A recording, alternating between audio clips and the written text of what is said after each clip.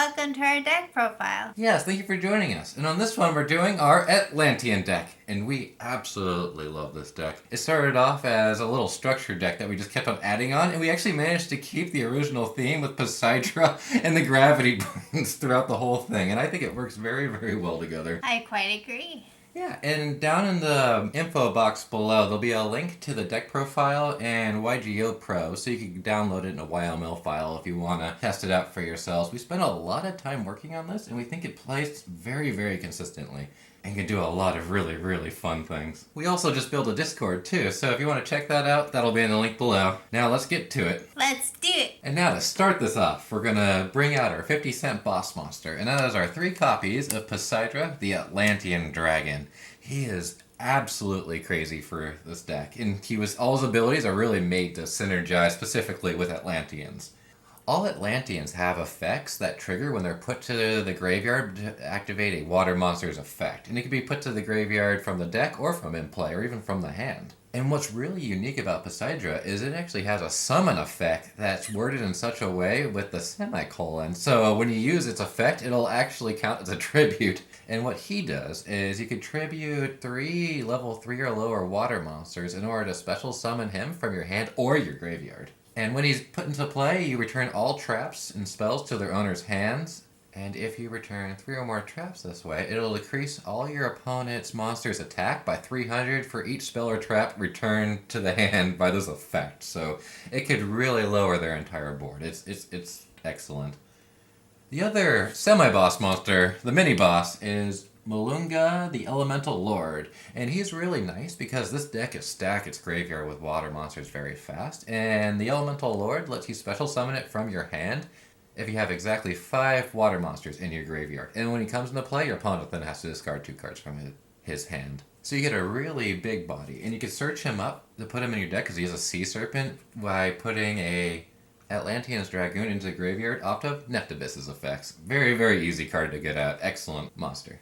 And next we have the most powerful card I'd say in the deck, and that is Nibistas, the Atlantean Prince here. And he's a hard 3 of, and what he lets you do is discard a Atlantean card from your deck into the graveyard, which is better than the second effect, in order to let you put an Atlantean card from your deck into your hand. And yeah, the discard is actually better than the card you put in your hand, but overall it's just absolutely excellent. And then if he is tributed by a water monster's effect, you get to resurrect any Atlantean monster in your graveyard, and it's a hard once per turn.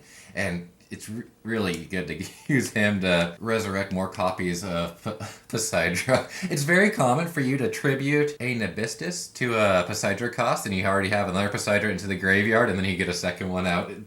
It's filthy. I really, really like Nibistas. It's pretty awesome. Yeah, that's for sure. And for the next best of the Atlanteans, in my opinion, it is the Atlanteans Heavy Infantry.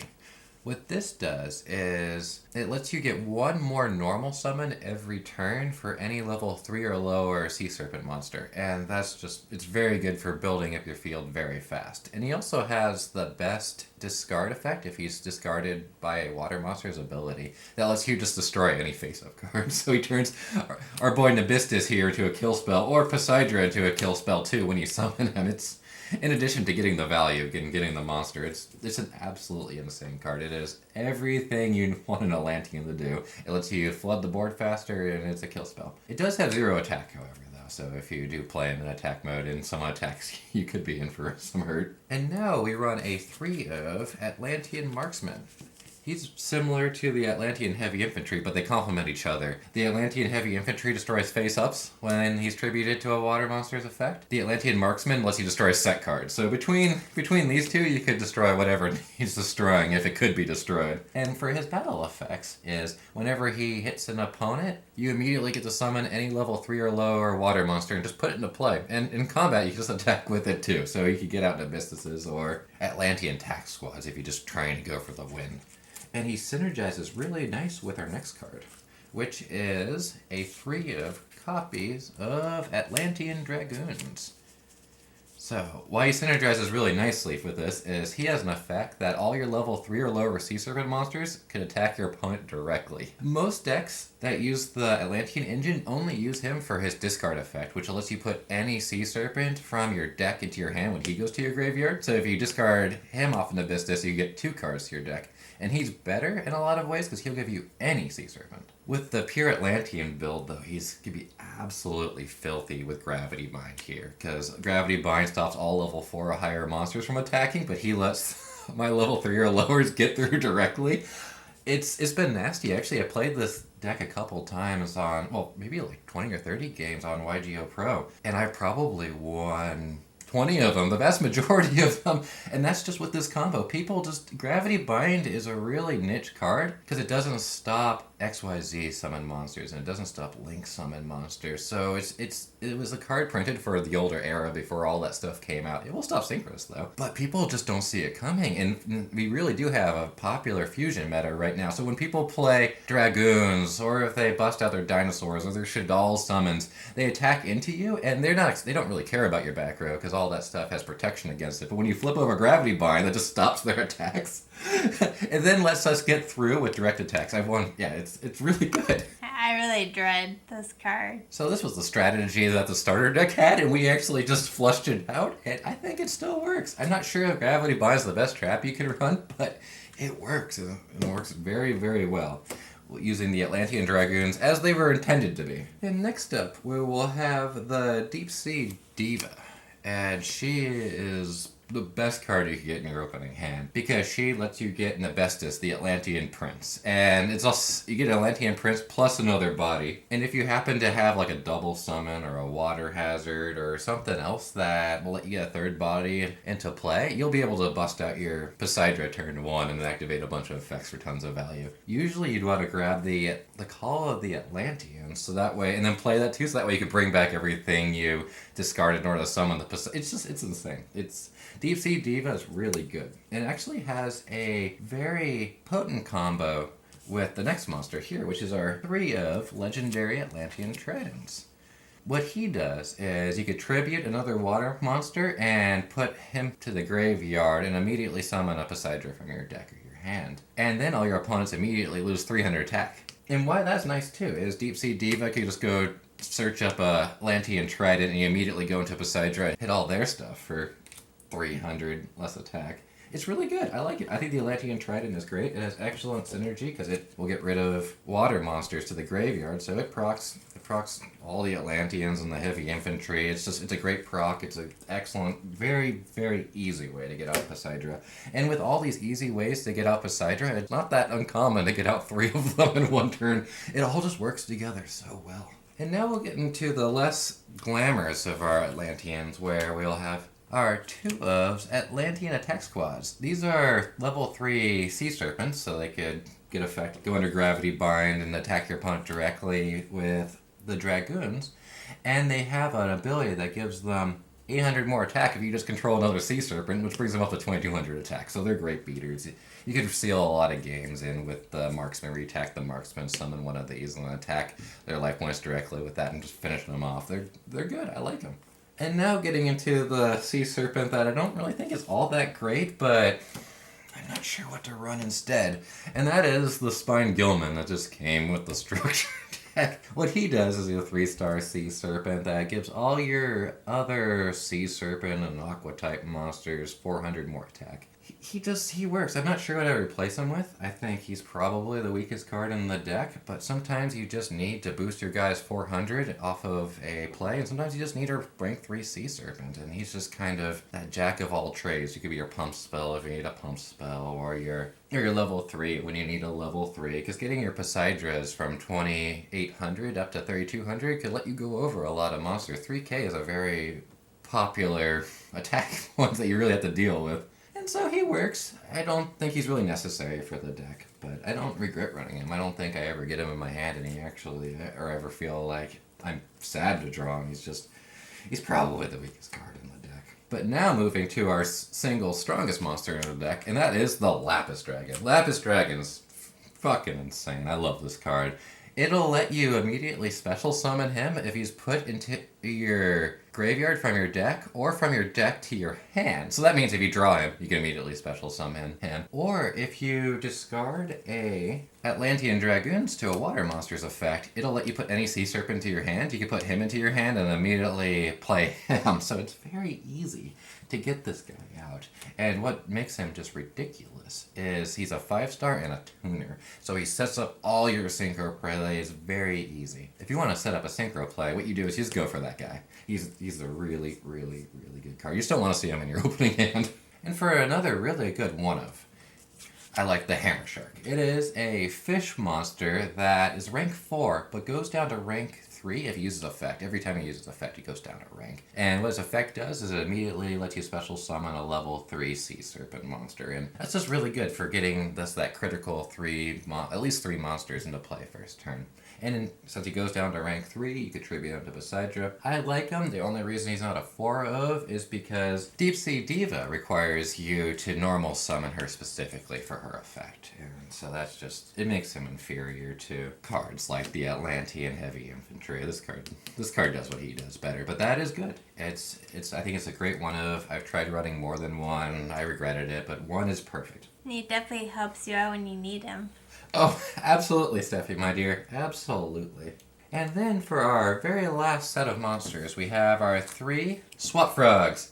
So I put Swap Frogs in here when I didn't understand the rules as well as I should have. And I thought his summoning effect will trigger water monsters' abilities like Poseidra does, but it doesn't. What Swap Frog lets you do is you can special summon him by discarding another water monster from your hand. And that's really what he's made there for. He's a rank 2 monster that you could tribute into Poseidra's cost. And with him, it's really easy to get the critical mass, and he helps fill up your graveyard too, so that way you get the 5 water monsters you need in the graveyard for the Elemental Lord. He's a really, really good card. And he does have an effect too, where he can put another frog into the graveyard when you play him, and that's also good too. You just gotta make sure you hit exactly 5 for the Elemental Lord. They look super cute.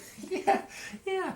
Oh, and finally too, we don't run that card because just as a little rule that we came up with to keep the game fun, we don't like to run negation monsters. I think that's where Yu-Gi-Oh! Starts to go wrong, is when they just let you build up these unbreakable board with all these counterspell monsters. And Totally Awesome is one of the best counterspell monsters. He just requires 2 level 2 monsters to get into, and Swap Frog with this deck that runs a lot of rank 2 monsters makes it very easy to turn one out Totally Awesome. So he is very good for that too, and that's certainly worth mentioning. And if you do run against friends that do like to run negation monsters, you can play their game and get out one of the best ones, turn 1 very reliably with him. And now we will move on to spells and traps.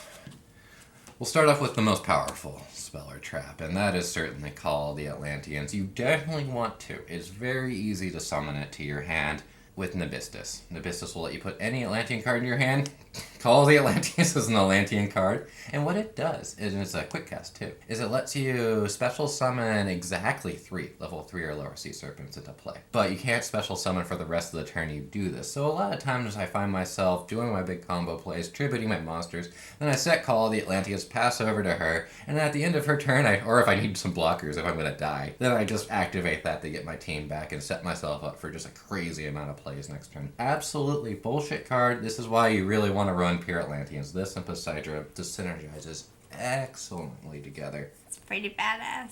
Yeah, a spell card that lets you bring back 3 guys for 1 card. That's great. And for our next 2 spell card, we like to run 2 United We Stand. So what this card does is it increases the equipped monster's attack power by 800 for each for each face-up monster you control. And with a deck that could just flood the board like this one can, it could just let your monsters get insane. And it starts getting really crazy when you start comboing it with Gravity Bind, so their big monsters can't even do anything. And the Atlantean Dragoons that'll let you attack them directly if you want. It's really, really good in this deck. I really like United We Stands. It fills one of the big holes I think this deck naturally has, whereas this monsters aren't huge. And really lets me turn even our little rank 1, 2s, and 3s into something ridiculous. Like I said, there's nothing like underwater friendship. Yeah, that was fun. I like that. Exactly. The power of underwater friendship. Exactly. And now we'll get on to our 2 flood spells. And those are Double Summon And Water Hazard. I only like to run one of each in this for consistency. We've tested this out a lot, and running multiples of each can just brick you. And brick you pretty good. But one of each will, even if you do happen to draw both of them, Water Hazard, if you play it, it is a continuous spell that you could special summon one water monster, rank 4 or lower, directly from your hand into play. But you can't control any other monsters, so that's why it's only usually good for turn 1. And double summons gives you 2 normal summons. So if you do end up with both of those in your hand, you'll probably have the other 3 big creatures. You just play the rest of your hand. It works out very nice. And we have so many creatures that also let you summon more creatures that you just don't really need to lean too heavily into it for your spells. But I think these 2 are perfect. They work very well. And they really help us consistently flood the board. And next we have our one-of copy of 1-for-1. You just use this to get Nibistas. You could activate the spell card, discard another creature card you control, and then special summon, so it doesn't even use up your normal summon. Special summon any rank 1 monster from your deck into play, and yeah, Nibistas is crazy. That card's... I would run 3 of them if I could. Just getting out Nibistas reliably like that is what you want to do. And their artwork is pretty cool. Yeah. But it is unfortunately limited to a 1-of for good reason. And our final spell card is Regeki. Destroy all your opponent's monsters. It's good. We like it. It works out really nice. It's awesome. Yeah. There's only 3 copies. It's like an explosion of light. Yeah, exactly. And there's only 3 copies of Atlantean infantry in the deck, so sometimes you just need more destruction. And for our final 3 cards of our deck, we're going to get into what I think is the most controversial and just outlandish card of this deck. No, not those. Which is the triple, gravity bond. Yeah, they work out really well. And like I was saying, when I was playing online, playing against Dragoon decks and those dinosaur decks and Shadal decks, I beat them most of the time. And this came down to gravity bind. They would have all these hand traps to stop me from going into my big plays, but just having the Atlanteans synergize with themselves so well, and then just have them so stalled out. It works. It's really good. I think if you want to switch them out for 3 other traps that you happen to like more, or if your friends just get tired of the bullshit, do it. They're like a couple cents each though, and it used to be a huge meta card. That was some cancerous bullshit, years ago. I think it'll surprise people. This is how the deck is supposed to work, where you have your gravity binds out in your other spells, and then you return them to your hand when you don't need them anymore with Poseidra's effects, because it returns both player spells or traps and then lowers your opponent's monster's attack for each spell or trap you return that way. So you just kind of keep it out until you need it, and then you play Poseidra, it all goes back to your hand, then you just reset it, in case you need to flip it over again if they get around your Poseidra. And it really lets you control this card. This really is, Atlanteans is supposed to be a gravity bind deck, so ours is a gravity bind deck. And that's it for the main deck. Now let's get to the extra deck. My favorite card in the extra deck is the White Aura Whale. This guy, we have a video with it. It's going crazy. Yes, I remember him coming back from the dead many times. Yeah, he's stupid. So he's only a Synchro 8, so he's very easy. With the Lapis Dragon, you only need 3 more stars from somewhere. Very easy to get out. And when he enters play, he just mirror forces and destroys all your opponent's face-up monsters. And that's not even his best ability. He attacks twice. He attacks monsters twice. And anytime he is destroyed, you could remove a water monster from your graveyard and just immediately special summon him again. And then this deck that just floods the field and the graveyard with water monsters, it's just ridiculous. The White Aura Whale is insane. I absolutely love that monster. He's lots of fun. This monster is really good in the deck. I don't like using him all that often because he's just a bit too strong. Boral Sword Dragon, great card. You can summon him by just linking 3 things away. He's a 3,000 attack monster. Link 4, and he has some really good beater effects on him too. He's an excellent beat stick, and it's very easy for this deck to get out, so we recommend him. He works out very well for us. And for the next really cool extra deck monster we have is Trishula, the Dragon of the Ice Barriers. So you definitely want to use the Lapis Dragon for 5 of those stars. And he lets you banish a card from your opponent's hand, field, and graveyard. And sometimes he's just what you need if there's just something you just need to remove from the game. So he's our banish stick on a 2700 attack body, so we like him. Now we have the mini dragon, Bryonak, Dragon of the Ice Barrier. And when you play him, you can discard as many cards from your hand as you like and return that many cards to your opponent's hand. So he's just much more accessible, being only a 6-star. And be that important bounce when you really need a bounce. But he's quite costly for that effect, though. So you have to be in a pretty bad spot, I think, before I'd really want to bring him out. Next, we like to run 2 Ally of Justice casters, and whenever they battle an opponent's dark monster, they destroy it. So it's just some nice anti-dark monster tech. And next we like to run a single copy of the White Aura Dolphin. And the Dolphin has that return effect that you see on the White Aura Whale. Plus it has this additional ability that once per turn you could target an opponent's monster and lose half its attack. It's just there, just as a 6-star you go into pretty easy if you just happen to need those effects.